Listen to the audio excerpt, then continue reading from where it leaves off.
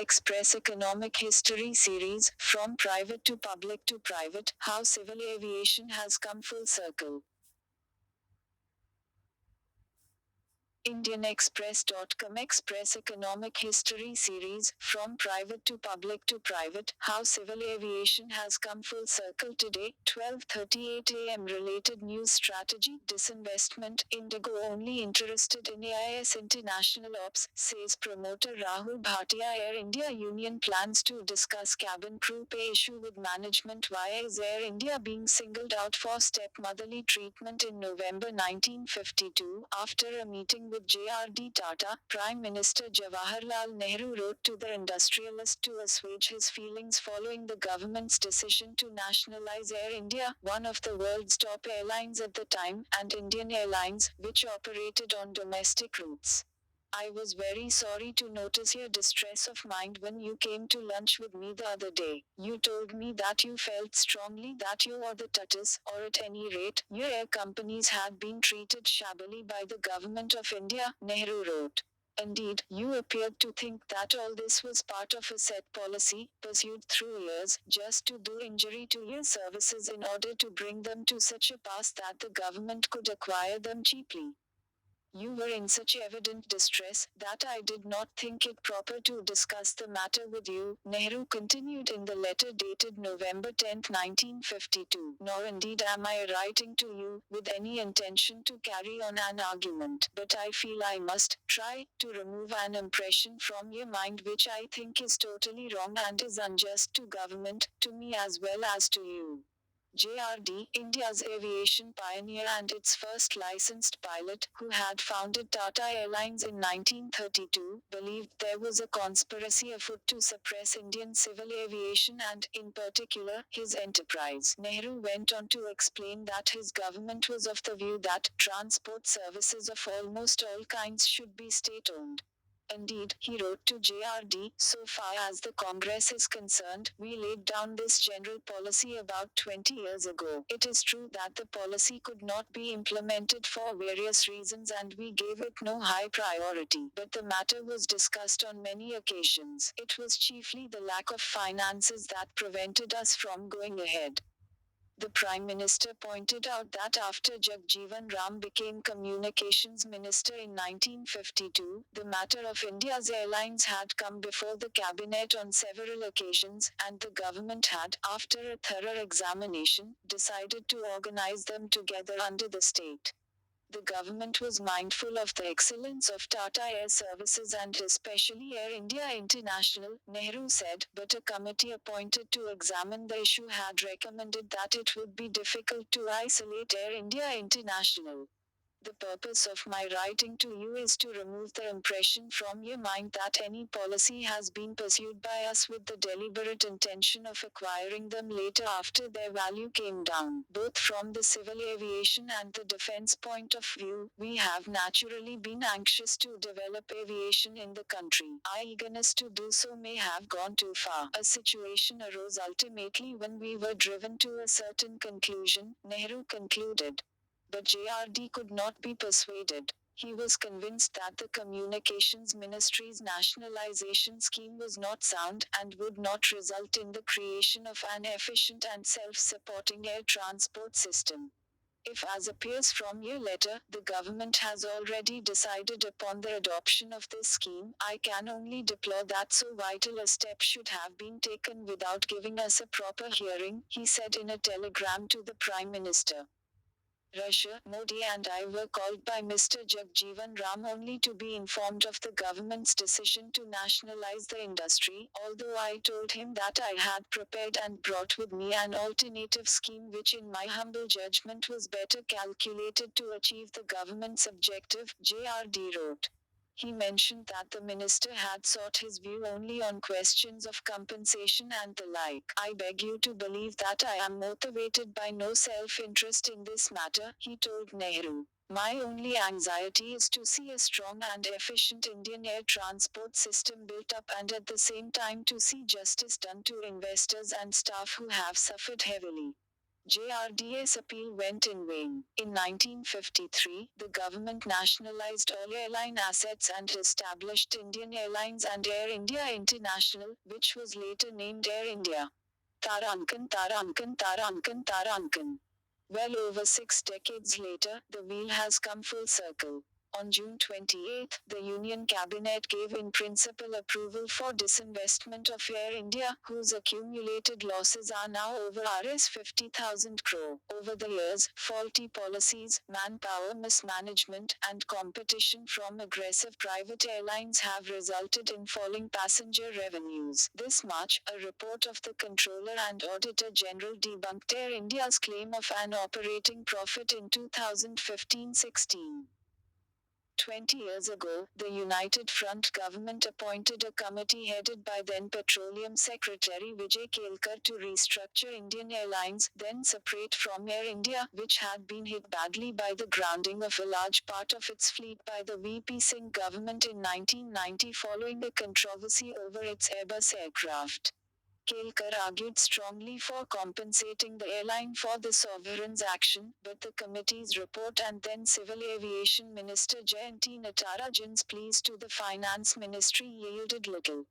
After talking to employees, the Kelkar committee recommended that Indian Airlines should go public, with the government controlling 40% and employees and trust 11%, with the rest held widely as part of the restructuring. The committee indicated the solution should be market driven, but saw no merit in a merger with Air India. By then, India's skies had been opened up, and several private airlines were giving Indian Airlines stiff competition. In 2003, the Atal Bihari Vajpayee government set up a committee headed by former Cabinet Secretary Naresh Chandra to assess the civil aviation sector, including the need for a government-owned carrier. The panel noted that half a century ago, privately owned Air India had held pride of place in global civil aviation. It may not, therefore, be appropriate to view the issue as one of national prestige, and any airline, public or private, which is an efficient carrier, ought to be just as much a source of national pride. In the US, the committee said, United Airlines and American Air had taken over the mantle of national carrier from the erstwhile Pan Am and TWA. Deregulation and privatization, the Naresh Chandra Committee said, was the way forward in air transport services. It suggested a creeping denationalization, moving gradually with the conversion of loans into equity, among several other recommendations. The committee's final report was presented to the UPA government when Praful Patel was Civil Aviation Minister. RBI Governor Urjit Patel, who was then with IDFC, had a significant role in the committee's work. In fact, Naresh Chandra and his colleagues on the committee, recognizing the crisis in the state-owned carriers, had attempted to persuade Ratan Tata to consider looking at them, given the Tata's historical links with aviation, but they were disappointed.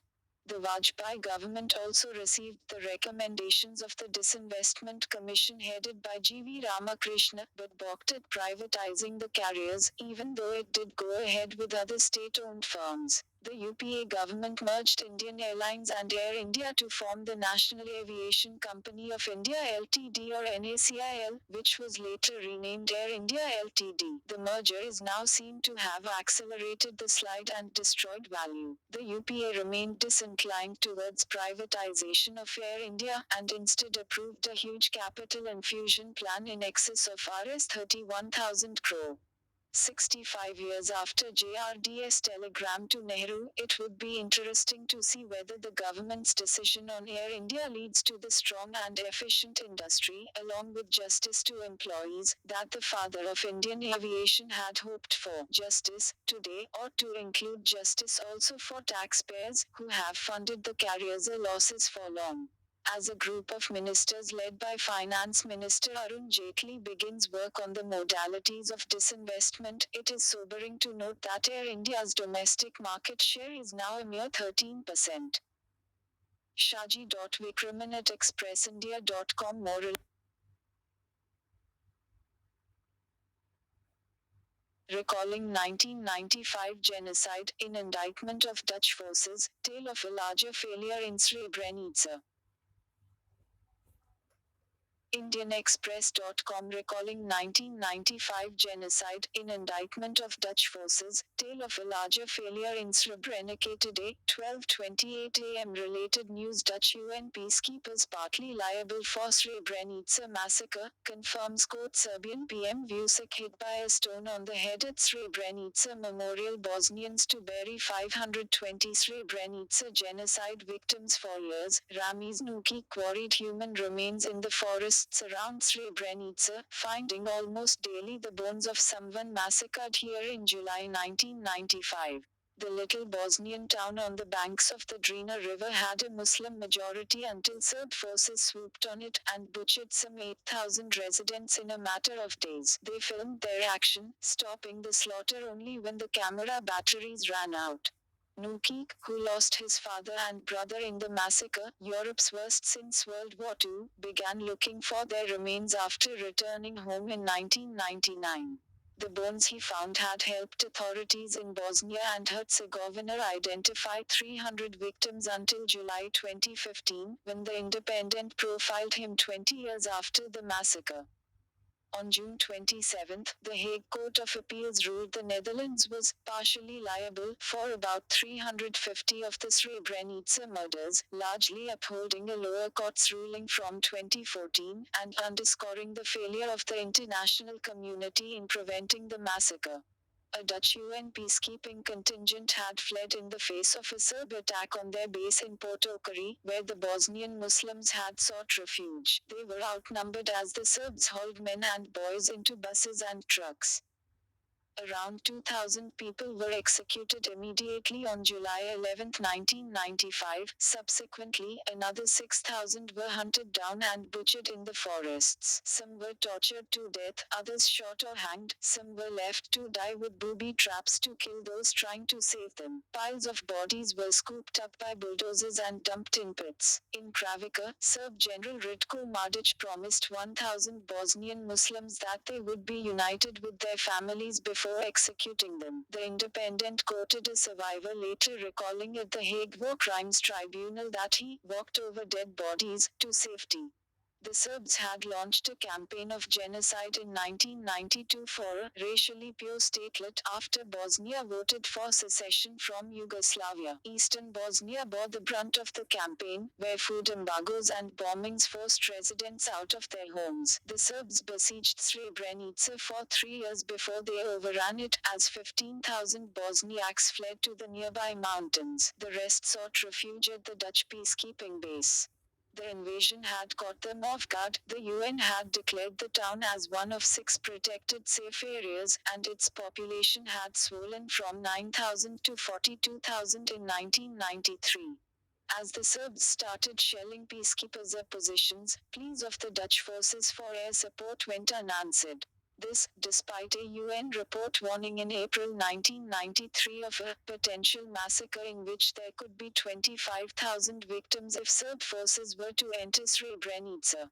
In 2016, the Observer quoted Serb politician Radovan Karadzic of having promised the Bosnian Serb Assembly that there would be blood up to the knees if his army entered the town.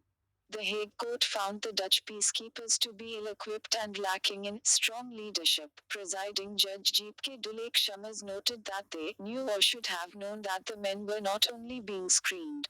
The judge added that the victims were in real danger of being subjected to torture or execution, and by having the men leave the compound unreservedly, they were deprived of a chance of survival. Dutch soldiers, the judge said, had facilitated the separation of the men and boys among the refugees. The Observer report spoke of the mass of evidence that indicated that the fall of Srebrenica constituted a part of a policy by Britain, France, the US and the UN leadership in pursuit of peace at any price, peace at the terrible expense of Srebrenica. It said Western powers could not be said to have known the extent of the massacre that would follow, but the evidence demonstrates they were aware, or should have been, of Mladic's declared intention to have the Bosniak Muslim population of the entire region vanish completely. A series of events had been building up to the genocide. In July 1992, non-Serbs in Selinik were prohibited from moving around after 4 p.m. The Independent reported that they were not allowed to swim, fish, and gather in groups of over three, and to sell or exchange apartments. The world sat on its hands as the situation degenerated with the emergence of concentration camps, mass rapes and killings that culminated into mind-numbing scenes from hell written on the darkest pages of history, according to a judge in The Hague. Serbian leader Slobodan Milosevic, whose idea of nationalism is blamed for the massacre, was prosecuted for war crimes and died in prison. He was among over 20 people indicted for their involvement. Mladic was put on trial in 2011. Samir.Kitlani at expressindia.com for all the latest explained news. Download Indian Express app. Read, post comments, visit website.